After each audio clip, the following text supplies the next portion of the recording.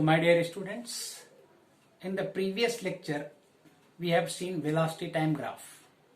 Different types of graphs were shown and the physical significance of those graphs were elaborated.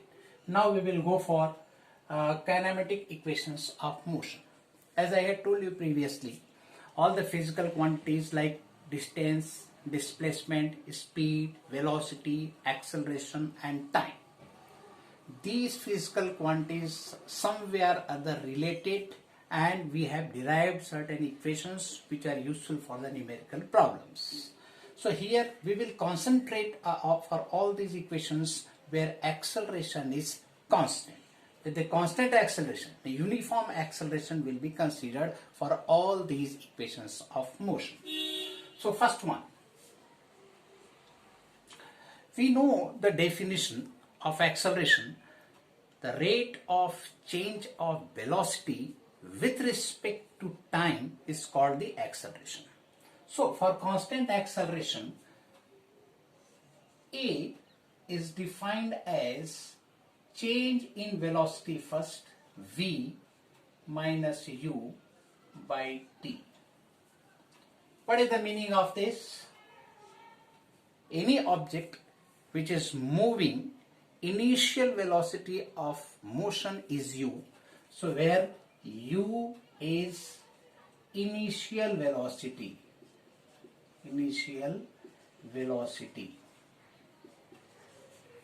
After time t, its velocity changes to v. So we can say v is called the final velocity, and t is the time taken. One thing I will repeat one important thing. We are deriving these equations for constant acceleration. So A is equal to v minus u by t, that is rate of change of velocity. Initial velocity is u, final velocity is v. Then what is change in velocity?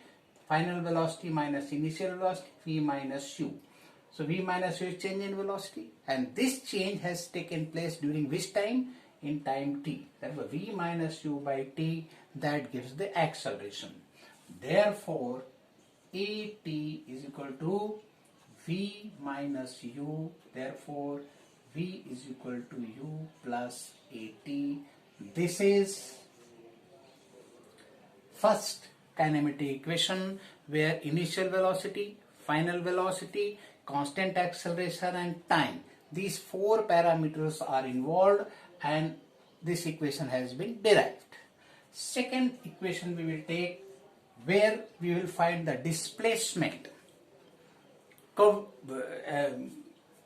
the object during time t when objects moves from one place to another place. So we will follow the graphical method, then we will go for calculus method also. So first we will consider the graphical method for finding the displacement of the object for the motion. Suppose, if you remember, I had drawn this graph. This is velocity time graph, velocity along this, time along this. This is origin. So this is the graph. Because I have considered uniform acceleration. Acceleration is not changing, it is constant. Therefore, in velocity time graph will be like this. Because if you remember the previous graph I had drawn velocity time, a straight line where the slope at every point is constant. Any point you select in this graph, slope of the tangent in the sense this is a straight line graph, so tangent will also be the same line. So at this point, slope will be x. Suppose at this point again it will be x, because tan theta at any point if you are selecting. So if you draw a horizontal line, this angle theta, again this will also be theta, because all those lines will be parallel and this will be transversal. So this graph shows constant acceleration and we will be going by that. So initially its velocity is u, as I had told. It starts with initial velocity u, after time t, so after time t, its velocity is, suppose its velocity is v over here. So from t is equal to 0, velocity is u, at time t, velocity is v. So I will write this as velocity v and time t along this. So final velocity is v at time t, initial velocity is u. In velocity time graph, if you remember, I had told you area bounded by the graph and the time axis gives the displacement of the object during time t. So you will find the area of the graph and the time axis. So for that, suppose this point is A, this is B, this is C, and this is O. O, A, B, C, O.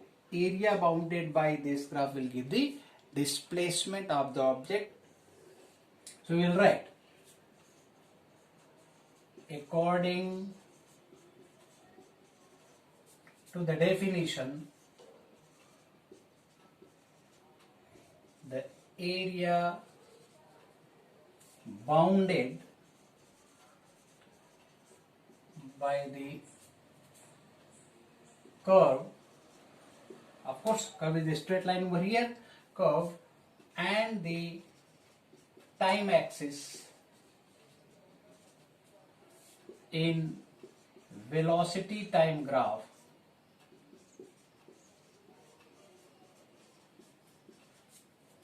gives displacement. So let the displacement be displacement, suppose it is x. X is the displacement, or s, x, anything can be taken. So displacement is x. So you will find the area bounded by this graph and the time axis. So how to find the area? So first we will draw perpendicular. In fact, it is a trapezium. Area of trapezium directly it can be taken, but still we will find derive by considering two parts of this area, draw a perpendicular on this and let this point be D. So we can write area of what? A, B, C, O. Area of quadrilateral A, B, C, O is equal to area of this rectangle, that is ADCO, area of quadrilateral ADCO plus area of triangle ABD. ABD. It's very important that we have divided in two parts. One, this is a triangle and this is a rectangle. We will find the area of these two and these two will be added, and total area bounded by the graph and the time axis can be calculated over here. So we will see that area of this quadrilateral ADCO. ADCO. If you see, it is a rectangle.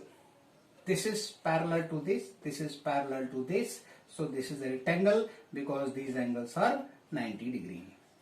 So it is rectangle, and we know the area of rectangle is equal to product of length and breadth. So this height is U and this length is T.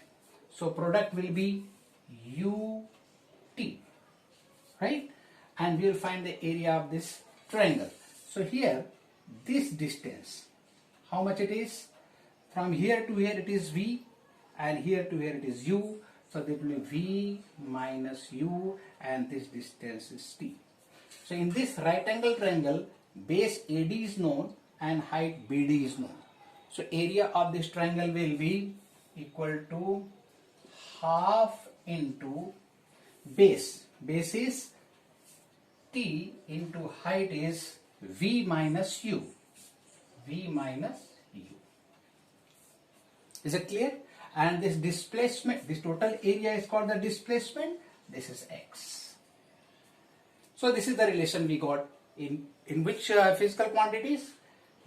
displacement, initial velocity, time will, and further simplification I will do over here. So therefore this can be written as ut plus half into v minus u. It is t into, this can be written as v minus u upon t multiplied by t. Why did I make this change?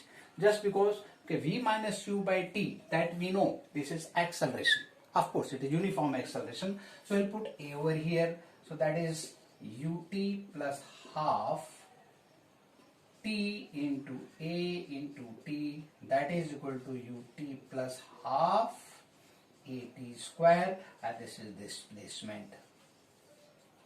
If an object is moving with constant acceleration, then displacement can be found by this formula, that is ut plus half at square. We will go for the third kinematic equation and we will derive it. We have derived two kinematic equations of motion. Now we will go for the third one. The first kinematic equation is v is equal to u plus at.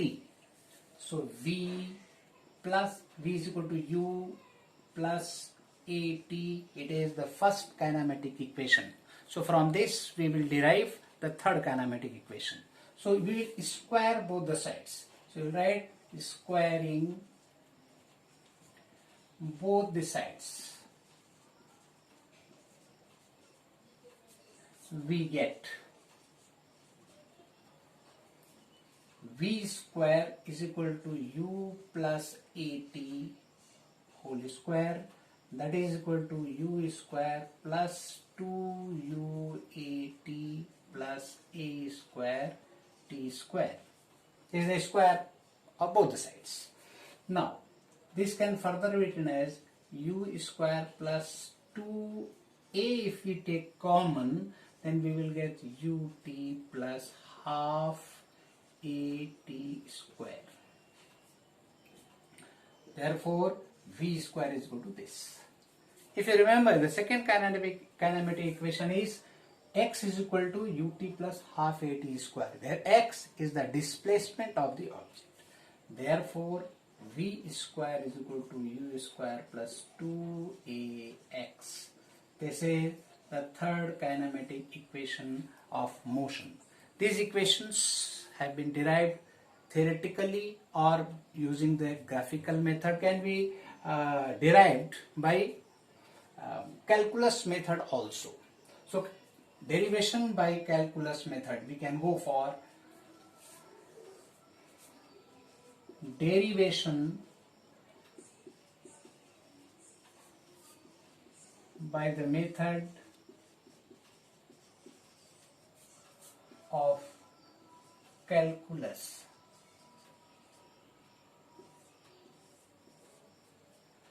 First one.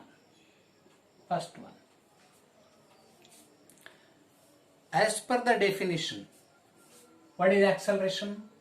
Acceleration is dv upon dt, means rate of change of velocity with respect to time is called the acceleration. It is differentiation of velocity, right? dv upon dt. So this can be written as, therefore dv is equal to a dt, where acceleration is constant. I have frequently telling that acceleration is taken as constant. Velocity is changing, time is changing, and due to changing of these two, but the ratio of these two is always constant. So dv is equal to a dt. Now I will integrate both the sides. Therefore integration of dv is equal to integration of a dt. This is the method of calculus. Say mathematical application is there. So these things must be known to you also. So I will tell you what are the mathematical tools. Separate video I will make. Mathematical to the basic mathematics, particularly differentiation, integration, logarithm and trigonometric functions, which way these are being applied in physics. Particularly NEET students, those who are not having mathematics in 11th and 12th, they may face some problem where mathematics is being used in this derivation and all, and even solving the problems also. So that I will let you know. I will write the formula and all this It is called mathematical tools. I will give you later on. So dv is equal to integration of a dt. In this, therefore, this can further be written as dv is equal to, since a is constant, we can take it out, and this is dt. Now velocity is changing. I have been telling, velocity is changing from initial velocity to final velocity. Initial velocity is taken as u, final velocity is v. This is called the limit of integration. This is called lower limit, it is called upper limit. And acceleration is constant, that is why I have taken the constant term outside the sign of integration. This is the sign of integration, right? And time is changing from 0 to t. This kind of integration we got, this relation. So after integration, this dv, we will get v, and v is changing from u to v, right? And therefore, or you can write, suppose, because this v and this v both are appearing to be same, isn't it? So for this dv we will write capital V, or this v we can write capital V. So just for the sake to create the difference between this v and this v. So if you are making it capital V, that too will do.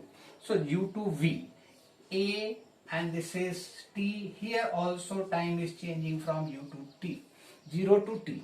See, t here, t here. You will say the same thing, but it's the limit.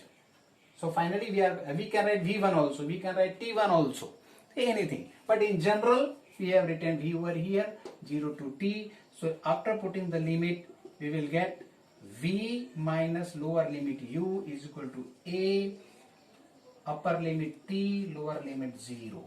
Therefore, v minus u is equal to at, or v is equal to u plus at. This is the method of derivation of kinematic equation of motion by the method of calculus. We will go for second equation of motion. We know v is equal to dx by dt. This we have already studied. Velocity at any time is equal to rate of change of displacement is called the velocity. Therefore, dx is equal to v dt. Right? And for at any moment in general, this v can be written in the form of initial velocity, acceleration, and time.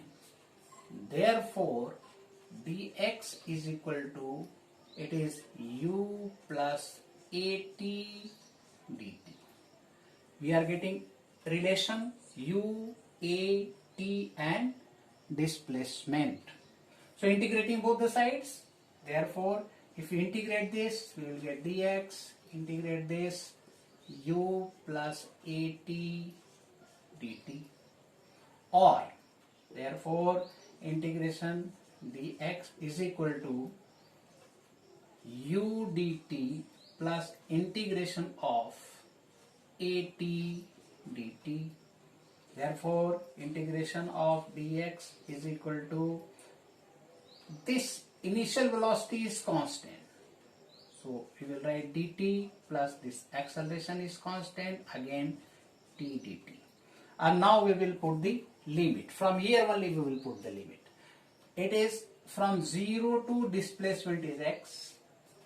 Here variation is t, so it is 0 to t, again 0 to x we will write, it is 0 to t and 0 to t, it is 0 to x, it is 0 to t and 0 to t.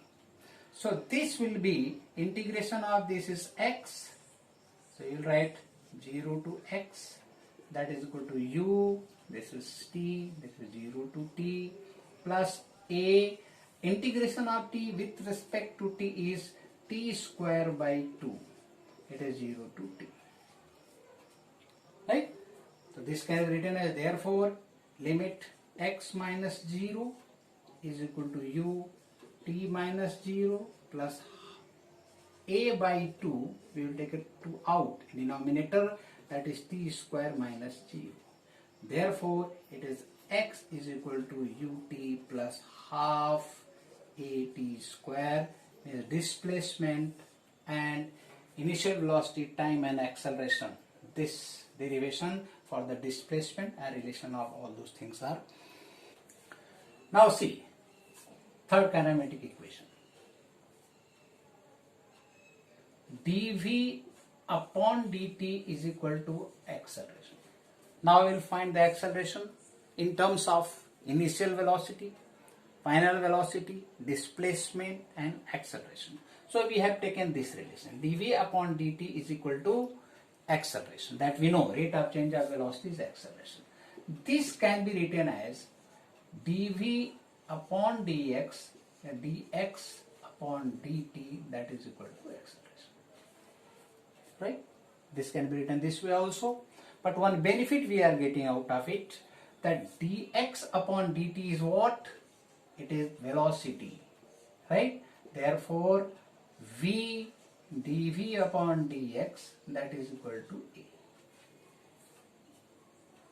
Right? Now, this can further be written as v dv is equal to a dx. This is relation. And why did I make this kind of change? Because we don't want t in the relation. We want velocity, acceleration, displacement and initial velocity. We don't want t in the relation. To eliminate t from the relation, we have made the changes like this. So that dx by dt can be written as v, and in place of dv we can write dv by dx. So this relation will be there. Now integrating both the sides. Integrating both the sides. We will write v dv, that is equal to integration of a dx. Again we will put the limit as I have been telling you, because velocity is changing from initial velocity to final velocity, and this displacement is changing from 0 to x, total displacement. At t is equal to 0, displacement was 0. So it can be anything. It may be x0 also. So that we will tell later. So here I have considered at the initial stage when t was 0, displacement was 0. Therefore this can be written as v square by 2, because integration of v with respect to dv, and integration is v square by 2, and it is changing from u to v. In the same way, acceleration is constant, integration of dx is x, and it is changing from 0 to x. So further it can be written as, we will put upper limit and lower limit. We will write 1 upon 2 is out, that is v square minus u square is equal to a x minus 0. Upper limit is x, lower limit is 0. In between we put minus sign. It is a mathematical application. You may not be knowing, but I will tell you mathematical tools later. So therefore 1 by 2 v square minus u square is equal to ax. Therefore v square minus u square is equal to 2ax. Therefore v square is equal to u square plus 2ax. This is the third kinematic equation. It has been proved by the method of calculus. They are also important. In future, the calculus part of mathematics will be used very frequently. Derivation, integration, trigonometry function, exponential function, inverse functions, and all those things. So this should be known. I will make a separate video for mathematical tools. You will have to learn it by heart, and its application will be seen later.